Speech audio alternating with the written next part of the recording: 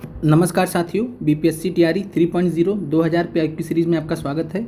आज की कक्षा में हम बीपीएससी द्वारा पूछे गए 60 प्रश्न आपके लिए लेके आए हैं, हिस्ट्री से, जियोग्राफी से और पॉलिटी से।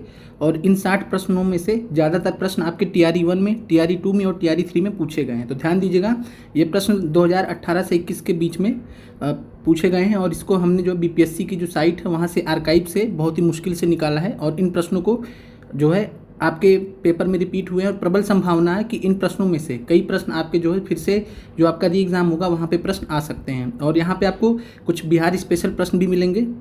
और आपकी जानकारी के लिए बता दें कि जिन्होंने अभी तक बिहार टीआरई स्पेशल क्विज जो हमने 2 दिन हो गया है, लगभग तीसरा दिन है, शुरू किया है हमने अपने यूट्यूब चैनल पे। और आप हमारे चैनल पे जब जाएंगे तो वहाँ कम्युनिटी सेक्शन है और कम्युनिटी सेक्शन पे आप क्लिक करके जब नीचे जाएंगे, कम्युनिटी सेक्शन पे जाएंगे और नीचे की तरफ जब जाएंगे तो आपको बहुत सारे प्रश्न मिल जाएंगे। अभी तक लगभग 40 प्लस प्रश्न हमने ऐड कर दिया है, जिसमें जीएस के सारे सब्जेक्ट्स हैं आपके जो बीपीएससी टीआरई में पूछे जाते हैं। और साथ में करंट अफेयर्स के हमने बहुत ही बेहतरीन वहाँ पे क्वेश्चन आपके लिए रखे हैं जो परीक्षा में आ सकते हैं। अब आते हैं यहाँ पे पहले सवाल की बात करते हैं। अब ध्यान से आप पहला सवाल देखिए। पहला सवाल है, फरेजी आंदोलन की शुरुआत किसने की? और ये जो पीडीएफ है हमने बीपीएससी की साइट से डाउनलोड किया है, तो थोड़ा सा क्वालिटी का दिक्कत है क्योंकि उस टाइम बीपीएससी जो है पीडीएफ जो है ऑफिशियल पीडीएफ नहीं देते थे, तो इस चीज़ का ध्यान रखिएगा। तो मैं प्रश्न पढ़ दे रहा हूँ। फरेजी आंदोलन की शुरुआत किसने की? तो फरेजी आंदोलन की शुरुआत किसने की थी? तो ये की थी हाजी शरीयतुल्लाह ने। और यह प्रश्न आपका टीआरई 1 में पीआरटी में पूछा गया था, अगर याद हो आपको तो। और ये कब उन्होंने शुरुआत किया था? तो 1818 में। फिर है पुस्तक poverty and un British rule in India. पुस्तक poverty and un British rule in India किसने लिखी है? तो आपको पता है, दादा भाई नौरोजी ने लिखी है। और ये कब लिखी, पब्लिश हुई थी? तो 1901 में। और इसी में इन्होंने किस सिद्धांत को बताया था? तो धन के निष्कासन सिद्धांत को बताया था। बाकी इसके बारे में अब ज़्यादा नहीं बताएंगे क्योंकि हमें प्रश्न भी बनाने हैं दादा भाई नौरोजी जी से आपके क्विज के लिए। और यहाँ पे आरसी दत्त की बात करें तो इन्होंने इकोनॉमिक हिस्ट्री ऑफ इंडिया नामक पुस्तक लिखी है, इकोनॉमिक हिस्ट्री ऑफ इंडिया। और इसके अलावा जो अन्य यहाँ पे महापुरुष हैं, इनके बारे में हमने अलग अलग क्लासेस में बात की है। बाकी आपको क्विज़ के माध्यम से बहुत सारे प्रश्न कराए जाएंगे। और साथ में बीपीएससी टीआरई 2000 पे की प्लेलिस्ट भी आपको लिंक में दे दी जाएगी, जहाँ से आप अपनी सफलता को जो दिशा में बढ़ सकते हैं आगे। फिर है प्रश्न, बंगाल और बिहार में भूमि पर किराएदारों के अधिकार को बंगाल किराएदारी अधिनियम, बंगाल टेनेंसी एक्ट कब स्वीकार किया गया था? तो बंगाल टेनेंसी एक्ट, बंगाल किराएदारी अधिनियम, ये 1885 में आया था, तो ध्यान रखिएगा। और यहाँ प्रश्न पूछा भी गया है टीआरई में। और यहाँ प्रश्न जो आपका poverty and British rule India कितनी बार ही पूछा गया है टीआरई में, अलग अलग एग्जाम्स में। फिर अगला प्रश्न है, बिहार कब एक स्वतंत्र प्रदेश बना? 15 मार्च वाले पेपर में भी आया था, वहाँ पे आपका ऑप्शन नहीं दिया गया था, तो आपका आंसर वहाँ पे ई था क्योंकि 1912 आपको ऑप्शन में नहीं दिया गया था। तो आप देख सकते हैं कि कैसे प्रश्न जो है आपके रिपीट होते रहते हैं। और मॉडर्न हिस्ट्री के आपकी जानकारी के लिए बता दें, हमने तो आपको जो है 15 मार्च वाले पेपर का पूरा जानकारी दिया था, टीआरई 2 का भी, टीआरई 3 का भी, कि जियोग्राफी के प्रश्न कहाँ से पूछे गए थे। जो मॉडर्न हिस्ट्री के प्रश्न पूछे गए थे वो सारे के सारे आपके प्रीवियस ईयर क्वेश्चन से लिए गए हैं। और जो सबसे ज़रूरी प्रीवियस ईयर क्वेश्चंस हैं वो आपके बीपीएससी टीआरई 2000 पे की प्लेलिस्ट में हमने ऑलरेडी करा दी हैं, बीपीएससी प्री से भी और बीपीएससी टी से भी। फिर प्रश्न है, चंपारण में गांधी जी को आमंत्रण किसने दिया? तो यह प्रश्न एक प्रसाद की तरह है जो हर एग्ज़ाम में बीपीएससी के हर एग्ज़ाम में, बीपीएससी टीआरई के हर एक एग्ज़ाम में पूछा गया लगभग। और आंसर आपका राजकुमार शुक्ल, और इनके बारे में हमने डिटेल में चर्चा की है। फिर है 1929 के कांग्रेस अधिवेशन में पूर्ण स्वराज का पताका किसने फहराया? मौलाना मोहम्मद अली, पंडित जवाहरलाल नेहरू, वल्लभ भाई पटेल। तो आप सभी को पता है कि पंडित जवाहरलाल नेहरू जी ने 1929 के कांग्रेस अधिवेशन की अध्यक्षता की थी।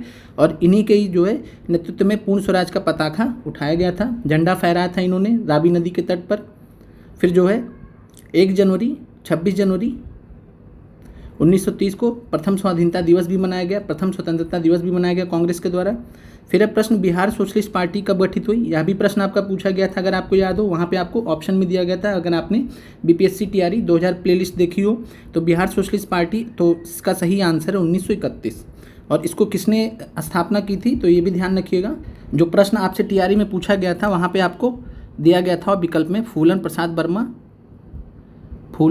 वर्मा और जेपी नारायण। तो ध्यान रखिएगा, फूलन प्रसाद वर्मा ने जो है जेपी नारायण की प्रेरणा से, जेपी नारायण के नेतृत्व में बिहार सोशलिस्ट पार्टी की स्थापना की थी, गठन किया था 1931 में। इसके अलावा अभ्यर्थियों को जो कन्फ्यूज़न होता है वो भी ध्यान रख लें यहाँ पे। जब आए आपसे Congress socialist party, Congress socialist party, Congress socialist party, तो इसका आंसर होगा 1934। इसलिए विकल्प में आपको 1934 भी दिया गया है। तो कांग्रेस सोशलिस्ट पार्टी 1934 में, और इसकी स्थापना की थी जेपी नारायण ने, और साथ में इनके जो सहयोगी थे आचार्य नरेंद्र देव, जो कि अध्यक्ष भी थे। आचार्य नरेंद्र देव अध्यक्ष थे, जेपी नारायण सचिव थे कांग्रेस सोशलिस्ट पार्टी के 1934 में। पटना में इसकी स्थापना की गई थी कांग्रेस सोशलिस्ट पार्टी की। तो ध्यान रखिएगा, जब बिहार सोशलिस्ट पार्टी आएगा तो आंसर 1931, कांग्रेस सोशलिस्ट पार्टी आएगा तो 1934। क्लियर है? आगे बढ़ते हैं। इनमें से किसने बिहार में पहले कांग्रेस मंत्री सभा का नेतृत्व किया था? तो इनमें से किसने बिहार में पहले कांग्रेस मंत्री सभा का नेतृत्व किया था? तो आंसर है श्री कृष्ण सिन्हा। बिहार स्पेशल प्रश्न है, कई बार पूछा गया है, तो श्री कृष्ण सिन्हा ध्यान रखिएगा। और ये सभी प्रश्न, जितने प्रश्न आज के पेपर में कराए जा रहे हैं, प्रबल संभावना है कि आपके ये अगले जो आपका एग्जाम होगा, री एग्जाम होगा, वहाँ पे आपके प्रश्न पूछे जा सकते हैं। फिर प्रश्न है, किस स्थान पर आदिवासियों ने अंग्रेजों के खिलाफ विद्रोह किया? तो यहाँ पे आपका आंसर है बिहार। और हमने आपको मुंडा विद्रोह के बारे में पढ़ाया है, मुंडा विद्रोह। और मुंडा विद्रोह में अगर हम बात करें तो ये हुआ था 1899 से 1900 के बीच में। और मुंडा विद्रोह का नेतृत्व किसने किया था? तो आपको पता है बिरसा मुंडा, जिनको धरती आबा भी बोला जाता है। इस विद्रोह को उल गुलान विद्रोह भी कहा जाता है, उल गुलान विद्रोह भी कहा जाता है।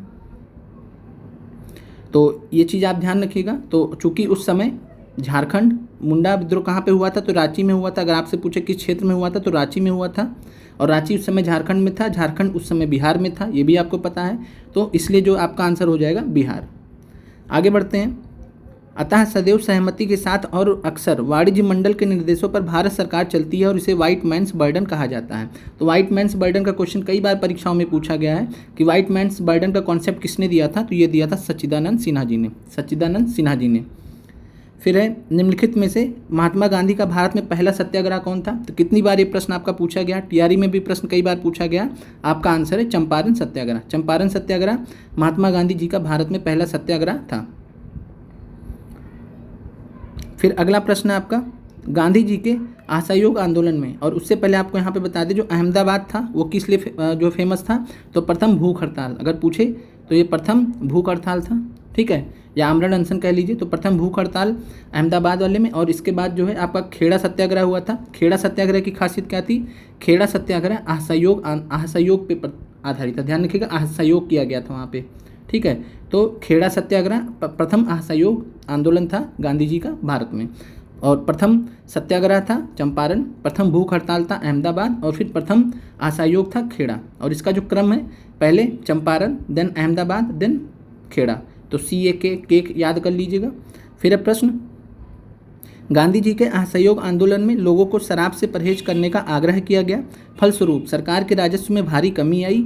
एक प्रदेश की सरकार ने लोगों को फिर से शराब पीने को प्रेरित करने के लिए प्रमुख व्यक्तियों की एक सूची प्रसारित की जो शराब पीते थे। उस प्रदेश का नाम बताइए। तो ऐसा हुआ था बिहार में। और उस समय जो बिहार की ब्रिटिश सरकार थी, अंग्रेजी सरकार थी, उसने जो है जो बहुत फेमस पर्सनालिटीज़ थे ऑल ओवर द वर्ल्ड में, बड़े बड़े लोग थे जो मतलब शराब का सेवन करते थे, उनकी एक लिस्ट निकाली थी कि देखिए ये लोग पीते हैं तो आप लोग भी पीजिए। तो इस तरीके से।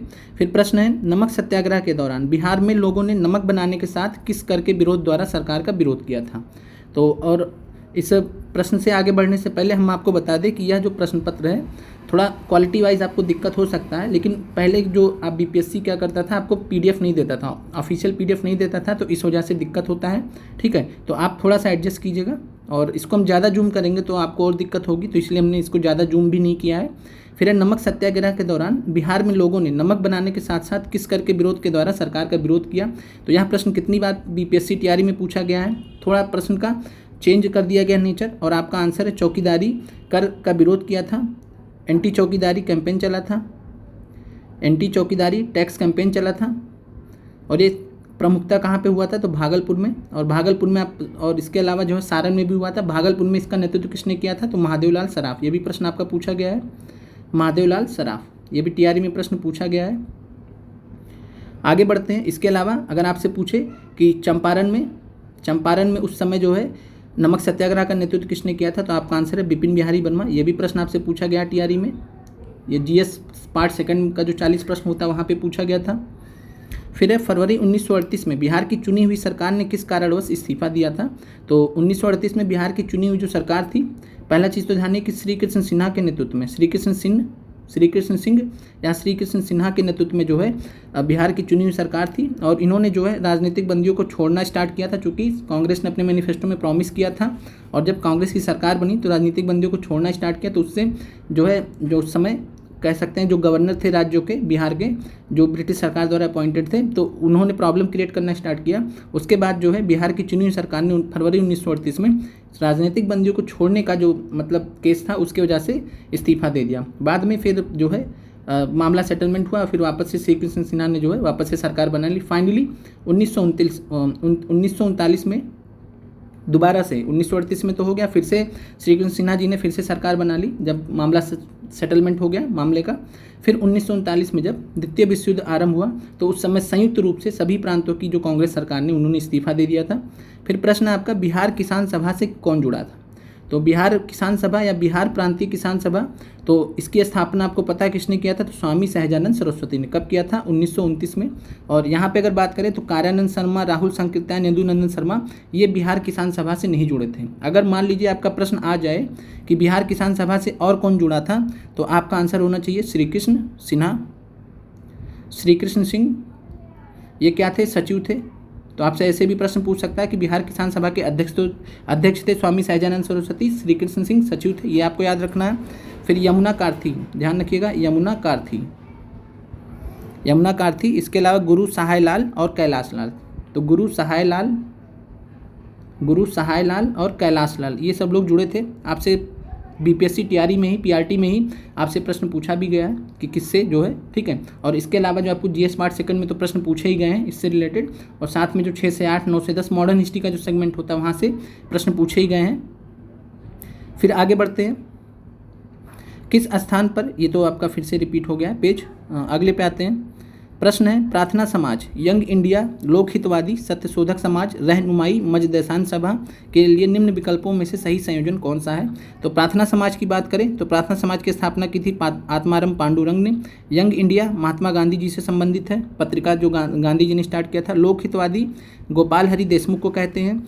और इसके अलावा सत्यशोधक समाज ज्योतिबा फुले ने स्टार्ट किया था। और रहनुमाई मजदेसान सभा ये नौरोजी फुरदोन जी ने स्टार्ट किया था। तो आपका जो सही आंसर है आत्माराम पांडुरंग है। प्रार्थना समाज, मोहनदास करमचंद गांधी जी यंग इंडिया से पत्रिका से जुड़े थे। गोपाल हरि देशमुख जो है से समाचार पत्र से जुड़े थे, मतलब गोपाल हरि देशमुख लोक हितवादी नामक समाचार पत्र से जुड़े भी थे। और उनका पेन नेम भी, यानी जिस नाम से लिखते थे वो भी लोक हितवादी था। तो आपसे प्रश्न पूछा गया है कि लोक हितवादी के नाम से कौन फेमस था, तो आपका आंसर तब भी होगा गोपाल हरि देशमुख। और समाचार पत्र का भी नाम इनके गोपाल हरि देशमुख के लोक हितवादी था। सत्यशोधक समाज के बारे में आपको पता है, ज्योतिबा फुले जी। और रहनुमाई मजदेसान सभा नौरोजी फुरदोन जी। यह आपको 5 जो है फैक्ट्स यहीं पे मिल गए इसी प्रश्न में। फिर प्रश्न है आपका, और ऐसे भी प्रश्न आपके बीपीएससी टीआरई में पूछे गए हैं। नीचे दिए गए विकल्पों में से राष्ट्रीय समाचार पत्रों द हिंदू, केसरी, बंगाली, हिंदुस्तानी सुधारक के संपादकों का नाम, सही संयोजन ज्ञात कीजिए। तो द हिंदू की बात करें तो द हिंदू था जी सुब्रमण्यम अय्यर का। केसरी था बाल गंगाधर तिलक का। फिर आते हैं बंगाली, तो बंगाली था सूर्यनाथ बनर्जी जी का। उसके बाद हिंदुस्तानी था गंगा प्रसाद वर्मा का। और सुधारक था गोपाल कृष्ण गोखले का। तो ध्यान रखिएगा ये चीज़ यहाँ पे। तो द हिंदू किसका हो गया? द हिंदू हो गया सुब्रमण्यम अय्यर का। केसरी हो गया तिलक जी का। बंगाली हो गया सूर्यनाथ बनर्जी जी का। हिंदुस्तान हो गया गंगा प्रसाद वर्मा का। और सुधारक हो गया गोपाल कृष्ण गोखले का। तो आपका जो सही आंसर है वह है डी, जी सुब्रमण्यम अय्यर, बाल गंगाधर तिलक, सूर्यनाथ बनर्जी, गंगा प्रसाद वर्मा, गोपाल कृष्ण गोखले। अगले प्रश्न पे आते हैं, बाल गंगाधर तिलक को लोकमान्य तिलक के नाम से कब जाना जाने लगा। तो आपको दिए गए विकल्पों में अगर हम बात करें तो जब सरकार ने उन्हें रैंड मर्डर केस में अभियुक्त बनाया था, और आपसे रैंड मर्डर केस में प्रश्न पूछा गया था, तो देख सकते हैं कि प्रीवियस ईयर क्वेश्चन से प्रश्न का लिंक है। और 15 मार्च वाले पेपर में आपसे पूछा गया था कि रैंड की हत्या किसने की थी। वहाँ पे आपको चापेकर बंधुओं के नाम दिए गए थे, जिसके बारे में हमने ऑलरेडी डिस्कस किया पेपर में, और उससे अलावा भी डिस्कस किया। तो जब सरकार ने रैंड मर्डर केस में अभियुक्त बनाया था, और अभियुक्त क्यों बनाया था, क्योंकि इन्होंने जो है कुछ आर्टिकल्स लिखे थे, और इन्होंने जो है इन्होंने आर्टिकल्स लिखे थे उसके ऊपर इनको राजद्रोह का केस चलाया गया था। और उसके बाद जब वो जेल से निकल के आते हैं तब इनको जो है लोकमान्य की उपाधि जो है मिलने लगी। और इसके अलावा तो आपका जो आंसर हो जाएगा, सरकार ने जब उन्हें रैन मर्डर केस में 1897 की बात है जब रैन मर्डर केस हुआ था, उसके बाद जब ये 18 महीने की जेल काट कर आए, उसके बाद फिर इनको जो है इनका जो वैल्यू था, महत्व था, काफ़ी ज़्यादा समाज में बढ़ गया, तो इनको जो है लोकमान्य तिलक की नाम से जाने जाने लगा। आगे बढ़ते हैं। सरकार के विरोध में असेंबली में बम फेंके जाने समय भगत सिंह की उम्र कितनी थी? तो यहाँ पे आपका सही जवाब है 21 साल से थोड़ा ज़्यादा। 21 साल से थोड़ा ज़्यादा। भगत सिंह से रिलेटेड आप एक फैक्ट्स याद रखिएगा, नौजवान भारत सभा बहुत फेमस सभा है। नौजवान भारत सभा 1926 में इन्होंने स्थापना की थी, किसने? भगत सिंह ने। तो नौजवान भारत सभा की स्थापना किसने की थी? तो ये की थी भगत सिंह ने। आगे बढ़ते हैं। जालियांवाला बाग नरसंहार किस गांधीवादी सत्याग्रह के संबंध में हुआ था? तो जालियांवाला बाग नरसंहार कब हुआ था? तो ये हुआ था 13 अप्रैल 1919 को। और जब आप 1919 में इतिहास में जाते हैं तो आप पाते हैं कि 1919 में गांधी जी ने रॉलेट सत्याग्रह स्टार्ट किया था। तो रॉलेट सत्याग्रह से आपका संबंधित हो जाएगा जालियांवाला बाग नरसंहार। आगे बढ़ते हैं। कुंवर सिंह अंग्रेजों के खिलाफ 1857 के विद्रोह में किस जगह शामिल हुए? तो यहाँ पे बात करें तो आपका आंसर हो जाएगा आरा। कुंवर सिंह अंग्रेजों के खिलाफ 1857 के विद्रोह में किस जगह शामिल हुए थे? तो आरा में शामिल हुए थे। इसके अलावा दानापुर जगदीशपुर से कुंवर सिंह संबंधित है। पटना की जब बात करेगा कि पटना में 1857 की क्रांति का नेतृत्व किसने किया, तो आपका आंसर होगा पीर अली। आगे बढ़ते हैं। प्रश्न है, निम्न में से कौन सा ईस्ट इंडिया कंपनी के सिपाहियों को विद्रोही बनाने का कारण नहीं था? तो ईसाई धर्म फैलाने के लिए कंपनी के अधिकारियों का प्रयास। तो यहाँ तो विद्रोही बनाने का कारण था, पूछा नहीं था। जहाज पर यात्रा करने के लिए सिपाहियों को आदेश। तो जहाज पर जब यात्रा करने के लिए सिपाही जाते थे तो जब वो समुद्र पार करके जाते थे या नदी पार करके जाते थे तो उनको अपने धर्म की हानि लगती थी। भत्ते की रोकथाम ये भी था। और अधिकारियों की अक्षमता, तो बात करें तो ब्रिटिश अधिकारी कायदे के सक्षम व्यक्ति थे और इसलिए जो है सिपाहियों को विद्रोही बनाने का कारण नहीं है, तो यही नहीं है, क्योंकि अधिकारियों की अक्षमता इससे रिलेटेड नहीं था। तो आपका आंसर डी हो जाएगा। मुगल बादशाह बहादुर शाह जफर के बारे में कहा जाता था कि उसके साम्राज्य की सीमा थी। तो मुगल बादशाह बहादुर शाह जफर काफ़ी लिमिटेड हो चुके थे। कारण था कि अंग्रेजी सरकार मजबूत होती जा रही थी और मुगल बादशाह का जो पोजीशन था वो धीरे धीरे बहुत डाउन होता जा रहा था। फिर बचा इनका जो है चांदनी चौक से पालम। ठीक है, तो ध्यान रखिएगा, चांदनी चौक से पालम इतना मतलब छोटा क्षेत्र में, मतलब क्षेत्र के हिसाब से बोला जा रहा है कि इनका इतना वैल्यू कम हो गया था कि चांदनी चौक से पालम, दोनों स्थान दिल्ली में ही है, तो चांदनी चौक से पालम में ही इनकी सीमा थी, साम्राज्य की सीमा थी। तो ये कटाक्ष है के हिसाब से कि नाम के मुगल बादशाह थे, क्षेत्रों से कोई मतलब ही नहीं रह गया, प्रभु सत्ता उनकी जो थी वो समाप्त हो चुकी थी। फिर प्रश्न, इनमें से किसने अंग्रेजी ईस्ट इंडिया कंपनी के कंट्रोल के खिलाफ बगावत नहीं की थी? तो यहाँ पे अगर देखा जाए तो पोलीगार विद्रोह आपने इतिहास में पढ़ा होगा, सुना होगा। त्रावणकोर से रिलेटेड बेलूथम्पी का भी विद्रोह है, विजयनगर के से भी रिलेटेड है, लेकिन जो हैदराबाद का निज़ाम है, हैदराबाद का निज़ाम, उसने अंग्रेजी ईस्ट इंडिया कंपनी के खिलाफ कभी बगावत नहीं की थी। तो ध्यान रखिएगा, और इसने हमेशा लॉयल रहा, अंग्रेजी ईस्ट इंडिया कंपनी का लॉयल रहा। फिर प्रश्न, नील विद्रोह किसके बारे में था? तो नील विद्रोह के बारे में आपको पता है कि 1859-60 में बंगाल में नील विद्रोह हुआ था। और नील विद्रोह से पहले जो है एक नाटक आया था जिसका नाम था नील दर्पण। और नील दर्पण को लिखा था दीनबंधु मित्र ने। और दीनबंधु मित्र के इस नाटक नील दर्पण में नील की खेती करने वाले किसानों की दुर्दशा के बारे में बहुत ही ज़बरदस्त तरीके से जिक्र था, दिखाया गया था। तो उस वजह से जो है, जो वहाँ के नील के किसान थे वो लोग ज़बरदस्त तरीके से इससे प्रभावित हुए और उससे प्रभावित होकर जो है इन्होंने नील विद्रोह किया। और इस प्रकार जो है, और नील विद्रोह का नेतृत्व किसने किया था? तो विष्णु विश्वास और दिगंबर विश्वास। किससे प्रेरित हुए थे? तो दीनबंधु मित्र के जो नाटक थी, क्या नाम था उसका? तो नील दर्पण। तो विष्णु विश्वास और दिगंबर विश्वास इसके नेता थे। और यहाँ पे रीज़न आपका क्या था नील विद्रोह होने का? कि रैयत जो थे, यानी किसान जो थे, रैयत बोला जाता है ऐसे किसान को जो डायरेक्ट सरकार को टैक्स देता है, बीच में कोई भी नहीं आएगा। जैसे आपकी जमींदारी व्यवस्था होती थी तो बीच में जमींदार होता था, जो किसान होता था जमींदार को देता था, और जमींदार जो है राजस्व जो भी वसूलता था भूमि का वो सरकार को देता था। लेकिन रैयतवाड़ी व्यवस्था में किसान सीधे सरकार को टैक्स देता था। तो यहाँ पे आपका आंसर है रैयत नील की खेती नहीं करना चाह रहे थे, पर उनसे एक अमान्य मूल्य पर ज़बरदस्ती करवाई जा रही थी। तो ये आपका सही आंसर है कि रैयत नील की खेती नहीं करना चाह रहे थे, पर उनसे एक अमान्य मूल्य पर ज़बरदस्ती करवाई जा रही थी। यहाँ पे एक बार ऑप्शन ये देख लीजिएगा, रैयत नील की खेती नहीं करना चाह रहे थे पर ज़बरदस्ती करवाई जा रही थी। ठीक है, तो ये आपका ज़्यादा बेटर ऑप्शन है कि रैयत नील की खेती नहीं करना चाह रहे थे पर उनसे एक अमान्य मूल्य पर ज़बरदस्ती करवाई जा रही थी। कई सारे टर्म एंड कंडीशंस थे। फिर 1875 के दक्कन के दंगों का तात्कालिक कारण था। तो ये आपका एनसीईआरटी में भी, इसमें से कई सारे प्रश्न आपके एनसीईआरटी में भी दिए गए हैं, तो कोई दिक्कत वाली बात नहीं। हमने ऑलरेडी आपको मॉडर्न हिस्ट्री की क्लासेस दी हैं, वहाँ पे हमने जितने भी टॉपिक्स आपसे प्रश्न पूछे गए बहुत ही कम समय में आपको पढ़ाया है। और इधर समय निकाल के हम आपके लिए जो है एनसीईआरटी का सारांश भी ले आएंगे हिस्ट्री का, तो कोई उसके लिए दिक्कत वाली बात नहीं है। समय इतना है कि आपको सब कुछ कवर करा दिया जाएगा। आप लोग ज़्यादा से ज़्यादा चैनल को शेयर करके हमें सहयोग करें। 1875 के दक्कन के दंगों का तात्कालिक कारण था, तो ये था आपका महाजनों के द्वारा ऊंची ब्याज दर। तात्कालिक पूछा है, वैसे कारण सभी थे, अकाल की छाया भी थी, ऊंची भू राजस्व दर, सब कुछ था, लेकिन तात्कालिक कारण था कि अचानक से दक्कन का दंगा भड़क क्यों गया तो 1875 में। तो इसका तात्कालिक कारण था कि जो महाजन होते थे, अब इसे अकाल से जो है प्रताड़ित हुआ किसान महाजन के पास पहुंचा कि हमको जो है खेत के लिए सामान लाना है, आप हमको जो है पैसा दे दीजिए। तो महाजन ज़बरदस्त तरीके से ऊंची ब्याज दर वसूलते थे और इस तरीके से जो है जो किसान थे दक्कन क्षेत्र के, वो एक दुष्चक्र में फंसते गए। फिर उनके पास कोई कारण मतलब कुछ नहीं बचा, तो उन्होंने जो है विद्रोह किया, दंगा हो गया, और यही दक्कन के नाम से जो है जाना जाता है, दक्कन के दंगे। ठीक है, डेक्कन रॉयट्स के नाम से जाना जाता है। 1875 में हुआ था, वर्ष याद रखिएगा। और यहाँ पे जो मुख्य कारण था महाजनों के द्वारा ऊंची ब्याज दर। आगे बढ़ते हैं। रजनी पाम दत्त, जिसको इनको आरसी दत्त भी कहा जाता है, जिन्होंने इकोनॉमिक हिस्ट्री ऑफ इंडिया नाम की पुस्तक भी लिखी थी, इन्होंने क्या कहा था कि वे साम्राज्यवाद से लड़ते भी थे और सहयोग भी करते थे।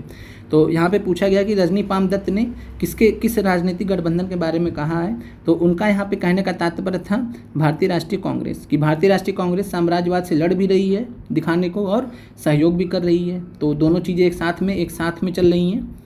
आगे बढ़ते हैं। और जो कांग्रेस का जो उदारवादी धड़ा था 1885 से 1905, थोड़ा स्टेज उस तरीके का था कि साम्राज्यवाद से मिलकर सहयोग करके चला भी रहे थे, जहाँ जरूरत हो रहा था विरोध भी कर रहे थे, तो इसलिए इनके बारे में ऐसा बोला गया है।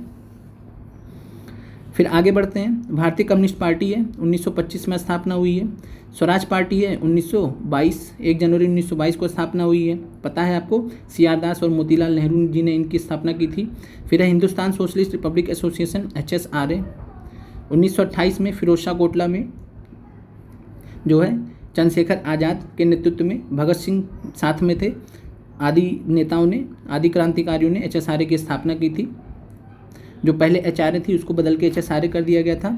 आगे बढ़ते हैं। निम्न में से कौन सा एक राष्ट्रवादी समाचार पत्र नहीं था?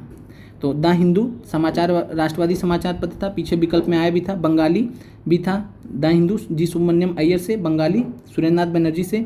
मराठा, ये मराठा ही है, महारत्ता लिखा हुआ है, तो ध्यान रखिएगा। मराठा और केसरी किससे जुड़ा था? तो तिलक से जुड़ा था। द टाइम्स ऑफ इंडिया, ये कोई राष्ट्रवादी समाचार पत्र नहीं था, तो ध्यान रखिएगा।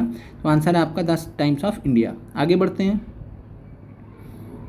अब आते हैं आपके पॉलिटी के क्वेश्चन देख लेते हैं, जो आपके जो है परीक्षा में पूछे जा सकते हैं। बहुत ही महत्वपूर्ण प्रश्न यहाँ पे हैं जो पूछे गए थे। तो निम्न में से कौन सा अनुच्छेद पंचायत के गठन के लिए राज्य सरकारों को निर्देश देता है? तो यहाँ पे आपका जो पंचायत से संबंधित जो आपका DPSP है, राज्य के नीति निर्देशक तत्व हैं, ये आपका है अनुच्छेद संख्या 40। अनुच्छेद संख्या 40 में बताया गया है कि पंचायत के गठन के लिए राज्य सरकार को दिशा निर्देश दिए गए हैं। तो अनुच्छेद 40 याद रखिएगा, बहुत ही महत्वपूर्ण है। और इसके अलावा हम आपकी एक क्लास लेंगे मैराथन की पॉलिटी की, जिसमें आपको सबसे जो महत्वपूर्ण अनुच्छेद हैं जो आपको पूछे जाएंगे, बस आपको उतना ही याद करना है, वही में से प्रश्न आपके आ जाएंगे। आगे बढ़ते हैं। और अगर हम बात करें जो है राज्य के नीति निर्देशक तत्व की, तो ये आपके भाग 4 में, संविधान के भाग 4 में आर्टिकल 36 से 51 के मध्य रखे गए हैं। आगे बढ़ते हैं। किस वर्ष झारखंड राज्य अस्तित्व में आया था? तो झारखंड राज्य की बात करें तो झारखंड राज्य वर्ष 2000 में अस्तित्व में आया था, और एग्जैक्ट डेट 15 नवंबर 2000। याद रखिएगा, बिहार से झारखंड को अलग कर दिया गया। क्लियर है? तो जब आपसे प्रश्न पूछे बिहार राज्य कब बना, तो 1912। आपसे प्रश्न पूछे कि उड़ीसा कब बना, और ये आपको पता है 22 मार्च बिहार दिवस मनाते हैं। उसके अलावा आपसे प्रश्न पूछे उड़ीसा कब बिहार से अलग हुआ, तो आपका आंसर होना चाहिए 1936। क्लियर है? हमने डिटेल में इसके बारे में बात की थी। तो उड़ीसा दिवस भी मनाते हैं। और अगर आपसे प्रश्न पूछे कि बिहार से झारखंड कब अलग हुआ, तो आपका आंसर होना चाहिए 15 नवंबर 2000। क्लियर है? आगे बढ़ते हैं। फिर है, और आप लोग क्विज ज़रूर देखिएगा, और आप एक टाइम कभी भी दिन में पूरे एक टाइम निकाल लीजिएगा और 24 घंटे में आराम से अपना पढ़ाई कीजिए। कोई दिक्कत हो हमें कमेंट करके बताइए, और आप आराम से क्विज को सॉल्व करिए। बहुत अच्छे अच्छे प्रश्न आपको जीएस से लेकर करंट तक के दिए जा रहे हैं, और एग्ज़ाम तक आते आते 2000 से ऊपर प्रश्न हो चुके होंगे वहाँ पर, जो आपके परीक्षा में बहुत ही मदद करेंगे।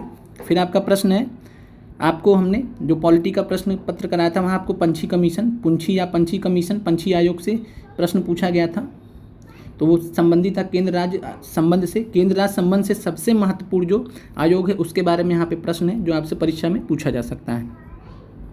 प्रश्न है, निम्न में से किस वर्ष सरकारिया आयोग, जिसे केंद्र राज्य संबंधों में परिवर्तन की संस्तुति का अधिकार दिया गया था, ने अपना प्रतिवेदन जमा किया था? तो इसका जो सही आंसर है वह है उपयुक्त में से कोई नहीं, और प्रतिवेदन जमा किया था यानी अपनी रिपोर्ट जमा की थी, तो रिपोर्ट अपनी जमा की थी 1988 में। तो ध्यान रखिएगा, सरकारिया आयोग ये जो है सरकारिया नाम से एक उस समय जो है जज थे सुप्रीम कोर्ट के, उनके नेतृत्व में उनकी अध्यक्षता में बना था, तो इसलिए इसका नाम सरकारिया आयोग रखा गया। किस लिए था? केंद्र राज्य संबंधों में परिवर्तन के लिए। और सरकारिया आयोग ने जो है इंटर स्टेट काउंसिल, अंतर्राज्यीय परिषद, जो कि आर्टिकल 263 में संविधान में दिया गया है, उसकी सुझाव भी दिया गया था, जिसको भारत सरकार ने मान लिया था। फिर इंटर स्टेट काउंसिल 1990 में पहली बार बनाया गया राष्ट्रपति के द्वारा। तो सरकारी आयोग बहुत ही महत्वपूर्ण है, और ध्यान रखिएगा सरकारी आयोग बना कब था? तो ये बना था 1983 में। सरकारी आयोग कब बना था? 1983 में। रिपोर्ट कब जमा की इन्होंने? 1988 में। और इसके अध्यक्ष कौन थे? तो सरकारिया। आगे बढ़ते हैं, किस अनुच्छेद के अंतर्गत वित्त आयोग के गठन का प्रावधान किया गया है? तो किस अनुच्छेद के अंतर्गत वित्त आयोग, फाइनेंस कमीशन? तो ये आपका अनुच्छेद 280 है। अनुच्छेद 280 बहुत ही महत्वपूर्ण है, फाइनेंस कमीशन से रिलेटेड है। बाकी आपको करंट अफेयर्स का जो क्विज है उसके माध्यम से, और बाकी आपको जो मैराथन लिया जाएगा, अगर आप चाहते हैं कि करंट अफेयर्स के हम आपके लिए मैराथन लेके आए तो कमेंट करके ज़रूर बताएं। तो ये आपका हो गया वित्त आयोग, और आपका जो लेटेस्ट वित्त आयोग है उससे प्रश्न पूछा जा सकता है, वो हम आपको कवर करा देंगे। प्रश्न है, भारत का महान न्यायवादी अटॉर्नी जनरल ऑफ इंडिया, इसके बारे में अनुच्छेद 76 में दिया गया संविधान में, तो अनुच्छेद 76 महत्वपूर्ण है। तो ये आपके जो है किसके द्वारा नियुक्त किए जाते हैं? तो ये भारत के राष्ट्रपति द्वारा। सबसे बड़ा कानून अधिकारी माना जाता है पूरे भारत का, ध्यान रखिएगा, भारत का महान्यायवादी अटॉर्नी जनरल ऑफ इंडिया, तो भारत के राष्ट्रपति द्वारा ये अपॉइंट होते हैं। आगे बढ़ते हैं, अगला प्रश्न आपका, सर्वोच्च न्यायालय का न्यायाधीश अपने पद से त्यागपत्र किसको लिखकर दे सकता है? तो ध्यान रखिएगा, जो सर्वोच्च न्यायालय का न्यायाधीश है वो राष्ट्रपति को, किसको? तो राष्ट्रपति को पत्र लिखकर अपना इस्तीफा दे सकता है, त्यागपत्र दे सकता है, और नियुक्त भी राष्ट्रपति द्वारा ही किया जाता है। और आप यहाँ पे एक हायरार्की भी समझ सकते हैं कि सर्वोच्च न्यायालय का न्यायाधीश है, प्रधानमंत्री से संबंधित तो है नहीं कि प्रधानमंत्री को तो इस्तीफा देना। आपको पता है कि भारत में जो हेड ऑफ स्टेट हैं वो कौन होते हैं? राष्ट्रपति होते हैं। तो इसलिए जो भी इस्तीफे वगैरह लिए जाते हैं उनसे राष्ट्रपति संबंधित होते हैं, जो महत्वपूर्ण पद होते हैं। तो बाकी आपको मुख्य जो होंगे वो आपको मैराथन में एक साथ लिस्ट में दे दिए जाएंगे। फिर अब प्रश्न, पिछड़ी जाति आयोग के प्रथम सभापति कौन थे? तो इससे रिलेटेड हमने प्रश्न आपको पॉलिटी पीजीटी वाले पेपर में कराया था, आपको याद आ गया होगा। तो पिछड़ी जाति के प्रथम सभापति कौन थे? जो फर्स्ट बैकवर्ड कमीशन था उसके अध्यक्ष कौन थे? वही प्रश्न है। तो आपका आंसर है काका साहेब कालेलकर।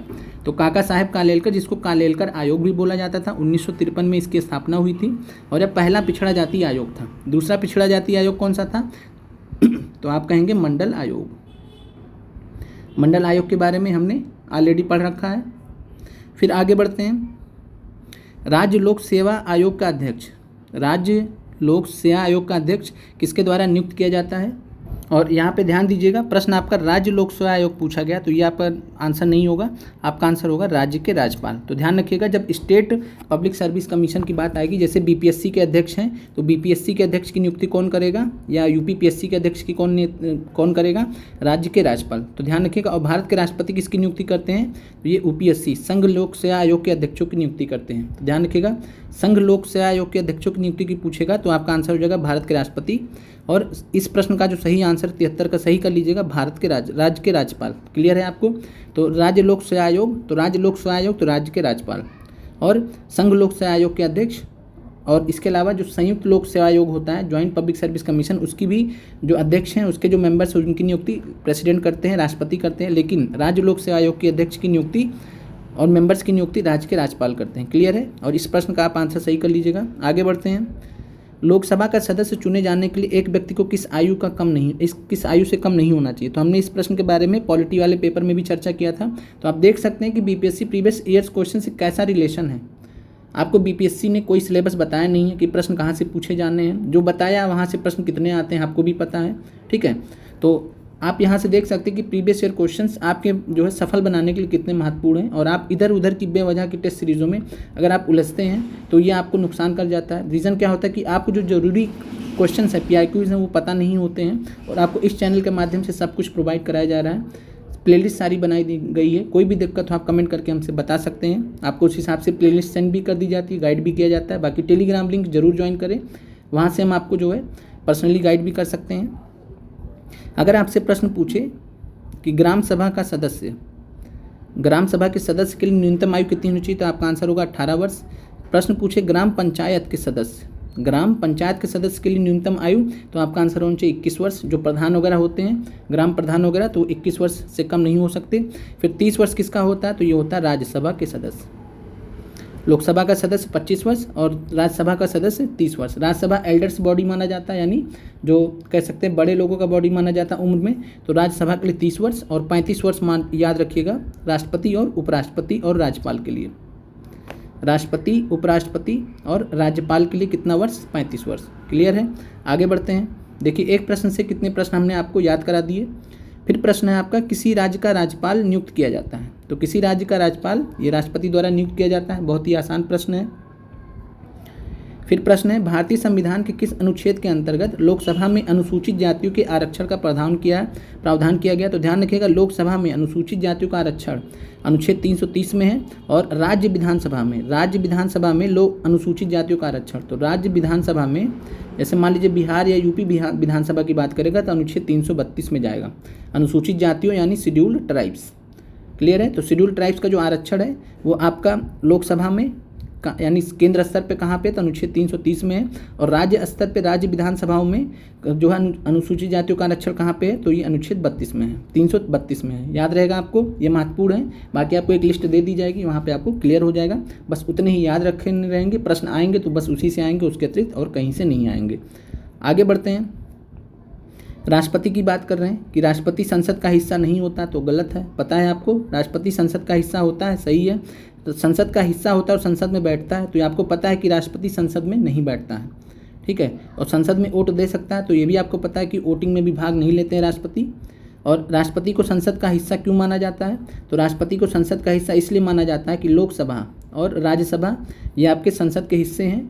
इनसे जो कानून बन के निकलता है वो राष्ट्रपति के बगैर राष्ट्रपति की मुहर के, बगैर राष्ट्रपति की सिग्नेचर के वह कानून नहीं बन सकता। तो संसद से निकला हुआ कानून, विधेयक या बिल कानून का रूप तभी लेगा जब राष्ट्रपति उसे जो है आगे बढ़ाएगा, उसको जब क्लियर कर देगा, साइन कर देगा, सिग्नेचर कर देगा, अपनी स्वीकृति दे देगा।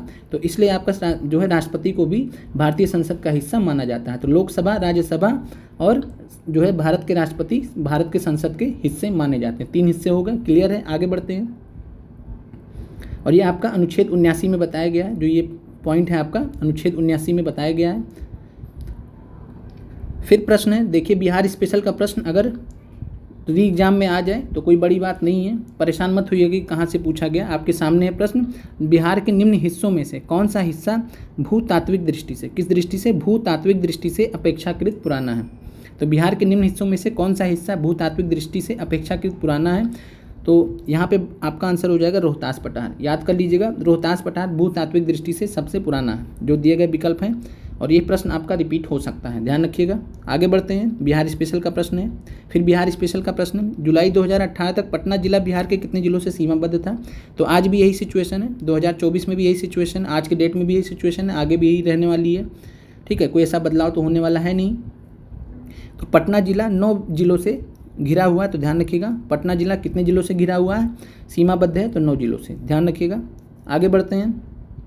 बिहार का अधिकांश क्षेत्र आच्छादित है। देखिए बिहार स्पेशल के आपको लगातार 3 प्रश्न मिल गए हैं, अभी आगे और भी मिलेंगे जो बीपीएससी तैयारी में पूछे भी गए हैं और जो नहीं पूछे गए पूछे भी जा सकते हैं, ध्यान रखिएगा।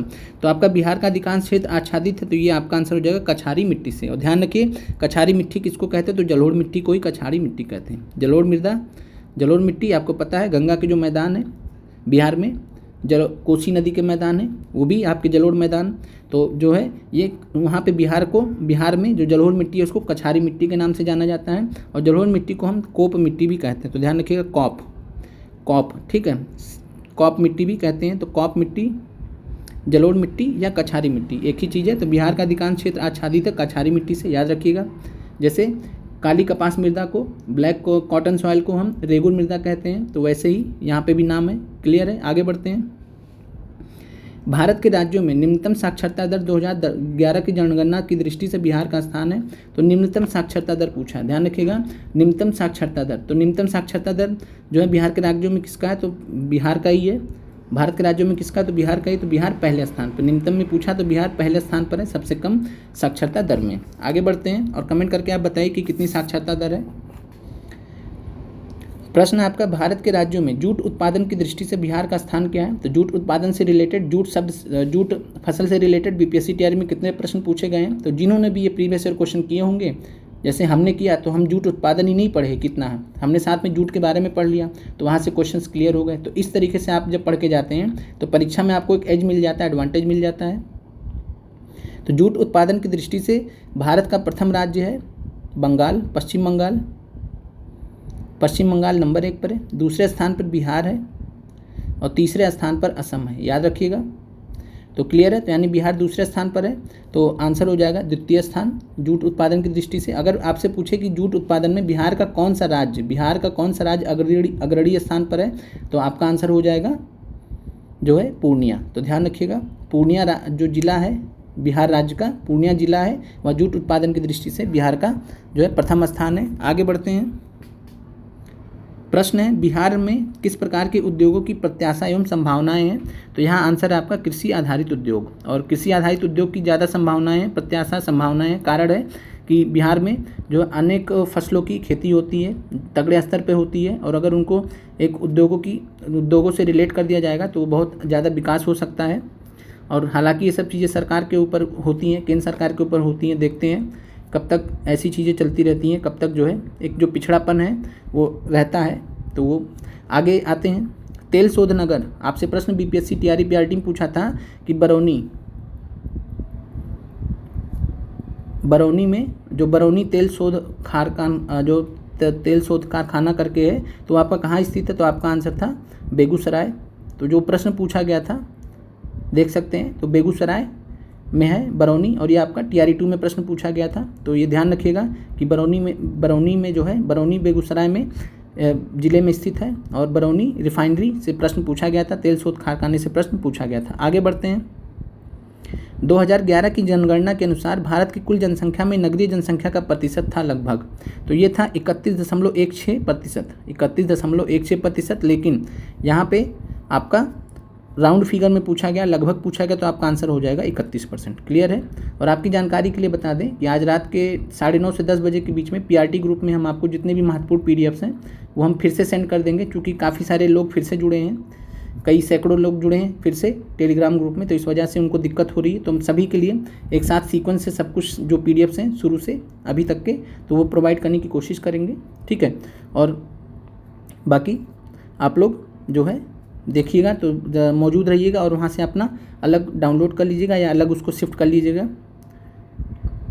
फिर प्रश्न है आपका, भारत सरकार के नीति आयोग जो आर्थिक नीति निर्धारण का चिंतन समूह है, थिंक टैंक है, में नीति का पूरा स्वरूप क्या है। नीति का पूरा नाम पूछा है, तो इसका है national institution for transforming India. तो ध्यान रखिएगा, इंग्लिश में ही आपसे पूछा जाएगा, हिंदी में नहीं पूछा जाएगा, ठीक है। तो नीति का फुल फॉर्म क्या है, national institution for transforming India, national institution for transforming India. Comment करके बताइए नीति आयोग की स्थापना कब की गई थी।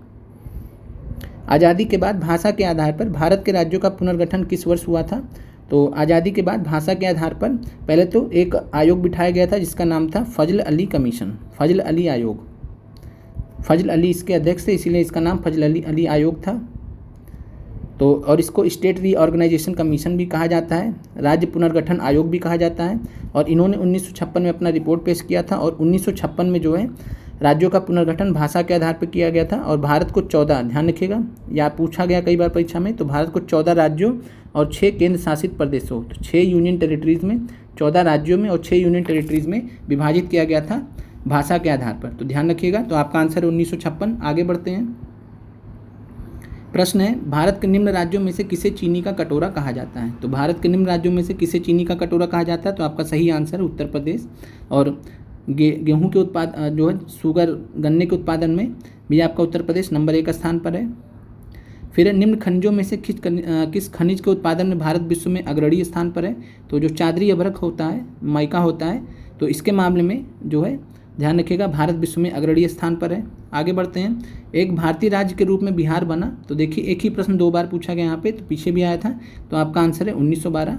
और 15 मार्च में आपसे प्रश्न पूछा ही गया था, लेकिन वहाँ विकल्प नहीं दिया गया था। आगे बढ़ते हैं। प्रश्न है आपका, निम्न में से कौन सा एक स्थल रुद्ध देश है? तो स्थल रुद्ध देश का मतलब समझिए क्या होता है। और आपको जानकारी के लिए बता दें कि आपको जो वर्ड मैपिंग की हमने ऑलरेडी पहले क्लासेस ले चुके हैं, बहुत पहले क्लास ले चुके हैं, लेकिन हम फिर से आपके लिए मैराथन क्लासेस लेके आएंगे, जिसमें आपको एक ही घंटे के अंदर 7 महाद्वीप के बारे में जो महत्वपूर्ण तथ्य हैं वो बहुत ही आराम से बता दिए जाएंगे। बाकी आज आपको शाम को उनकी PDF दे दी जाएगी, तो ध्यान रखिएगा PDF के लिए आप लोग जो है 9:30 से 10 बजे के बीच में अवेलेबल रहिएगा। फिर यहाँ पे निम्न में से कौन सा देश एक स्थल रुद्ध देश था? स्थल रुद्ध का मतलब होता है ऐसा जो देश है या ऐसा क्षेत्र है, भूभाग है, जो चारों तरफ स्थलों से घिरा हुआ है, उसके आसपास कहीं भी पानी नहीं है। ठीक है, तो ध्यान रखिएगा कहीं भी पानी नहीं है, जल नहीं है, तो इन ऐसे देशों को बोलते हैं स्थल रुद्ध, यानी स्थलों से जो है जुड़ा हुआ है। तो अगर बात करें बेल्जियम की, तो बेल्जियम स्थल रुद्ध देश नहीं है, ये समुद्र के किनारे स्थित है। रोमानिया भी समुद्र के किनारे है, यूक्रेन भी समुद्र के किनारे है।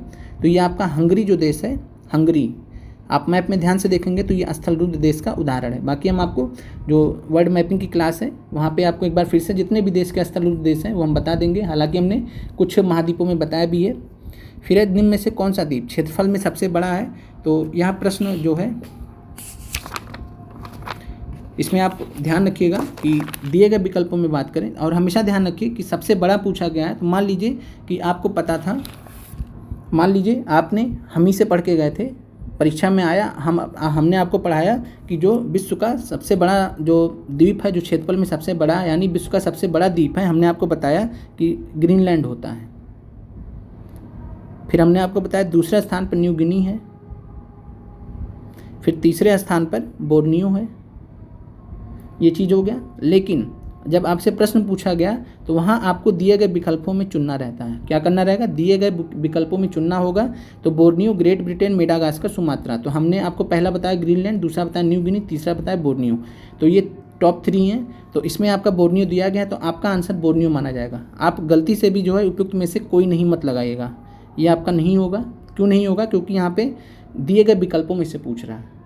ठीक है, यहाँ कहीं इसमें लिखा गया कि विश्व में कहीं लिखा गया विश्व में क्षेत्रफल में सबसे बड़ा द्वीप कौन सा? नहीं लिखा गया। तो ऐसे प्रश्नों को, बाकी हम आपको एक अलग वीडियोस बताएंगे ऐसे ही कुछ प्रश्नों का जहाँ पे आप कंफ्यूज होते हैं, कैसे 5 ऑप्शंस के क्वेश्चंस को कैसे अप्रोच करते हैं, सब कुछ बताएंगे। लेकिन पहले आप टॉपिक्स को पढ़ लीजिए, प्रीवियस ईयर क्वेश्चंस को पढ़ लीजिए, हमसे कंटेंट जो हम आपको आगे प्रोवाइड कर रहे हैं उसको पढ़ लीजिए, ताकि आप पूरी तैयारी के साथ में परीक्षा में उतरें। क्लियर है? तो इस चीज़ को आपको समझ में आ गया। और ऐसे कई प्रश्न आपको फंसाते हैं जहां आप सोचने लगते हैं कि विश्व में सबसे ऊपर कौन है। तो यहाँ ध्यान रखिएगा, यहाँ आपका आंसर हो जाएगा बोर्नियो। फिर है प्रश्न, निम्नलिखित में से कहाँ भूमध्य सागरीय जलवायु प्रचलित नहीं है? तो भूमध्य सागरीय जलवायु से प्रश्न बहुत बार परीक्षा में पूछे गए हैं। BPSC TRE में भी पूछा गया है 15 मार्च में 6 से 8 में। आपको वहाँ पे चैपेरल जो 6 से 8 का GS का पेपर हमने कराया, चैपेरल जो घास के मैदान है, जो चैपेरल घास संबंधित है, तो वो आपका पूछा गया था। वो भूमध्य सागरीय जलवायु का भाग था।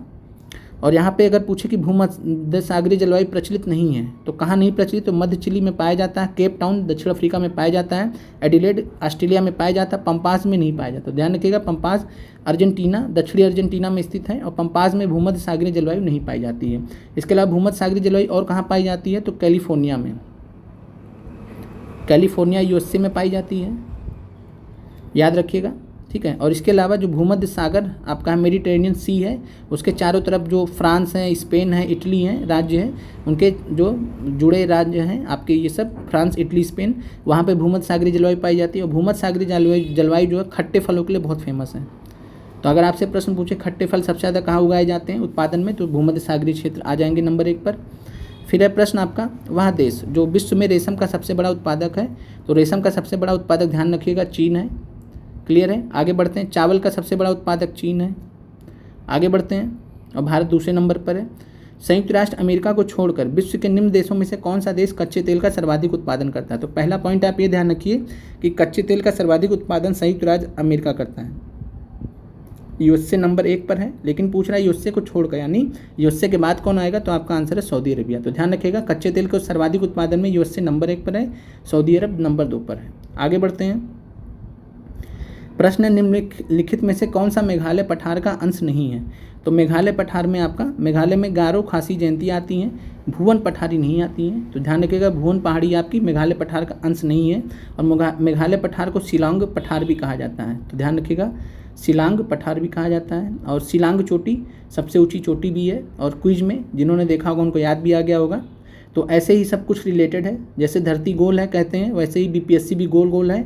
गोल गोल क्वेश्चंस आप करते जाइए, सब आप जुड़ता चला जाएगा। क्लियर है? फिर प्रश्न अब यहाँ पे भी आप देखिए, वह दर्रा जो सर्वाधिक ऊंचाई में अवस्थित है। तो पहला चीज़ आपको कमेंट करके बताना है कि भारत जो है विश्व में सबसे सर्वाधिक ऊंचाई पर अवस्थित दर्रे का नाम क्या है? पहला चीज़। अब देखिए यहाँ जो प्रश्न पूछा गया, वह दर्रा जो सर्वाधिक ऊंचाई में अवस्थित है। अब यहाँ दिए गए विकल्पों में आपको चुनना है। मान लीजिए आपको पता है कि सबसे ऊंचाई पर दर्रा कौन सा स्थित है, तो आपको उसके चक्कर में उपयुक्त में से कोई नहीं लगाना, आंसर हो जाएगा गलत। क्लियर है? तो इस चीज़ को आप समझिएगा। और यहाँ पे दिए गए विकल्पों में से चुनना है। जोजिला, रोहतांग, नाथुला, खैबर में जो सबसे ऊंचा है, तो यहाँ आपका आंसर हो जाएगा नाथुला सबसे ऊंचाई पर स्थित है। बाकी आप कमेंट करके बताइए कि सर्वाधिक ऊंचाई पर कौन सा दर्रा स्थित है। आगे बढ़ते हैं, आखिरी प्रश्न आते हैं, फिर ये आपका ख़त्म हो जाएगा। और कमेंट करके आप ज़रूर बताइए क्लास कैसी लगी, और आप हमें सहयोग करने के लिए हम लगातार आपके लिए प्रयासरत हैं बिना कोई लाभ के। ठीक है, तो आप लोग शेयर जरूर करें चैनल को हमें मजबूत करने के लिए। प्रश्न आपका करेवास मृत्तिका जो जैफरान जो केसर का एक स्थानीय प्रकार होता है, केसर की खेती के लिए उपयोग किया जाता है, कि उत्पादन के लिए उपयोगी कहाँ पाई जाती है? तो आपको पता है, आपने पढ़ा भी होगा, एनसीईआरटी में भी दिया गया है, कश्मीर हिमालय में। तो ध्यान रखिएगा कश्मीर हिमालय में करेवास, इंग्लिश में करेवा एस लगा दीजिए। ठीक है, तो करेवास मृदा, ये आप ध्यान रखिएगा। जाफरान केसर की स्थानीय प्रकार के उत्पादन के लिए उपयोगी है, कश्मीर हिमालय में पाई जाती है। तो आज के आपके प्रश्न समाप्त होते हैं। आप कमेंट करके ज़रूर बताइए क्या ऐसे प्रश्न आपको और चाहिए, तो हम बीपीएससी में जाएं, गड़े मुर्दे उखाड़ के लाएं और प्रश्न आपके लिए वापस से लाएं, और वहीं से प्रश्न आपके परीक्षा में दोबारा आ जाएं। तो आप कमेंट करके ज़रूर बताइए क्लास कैसी लगी आपको। मिलते हैं अगले वीडियो में। आप लोगों का देखने के लिए बहुत बहुत धन्यवाद। इसके बाद आपकी मैथ और रीजनिंग की क्लास आएगी, देखने के लिए आप लोग का बहुत बहुत धन्यवाद।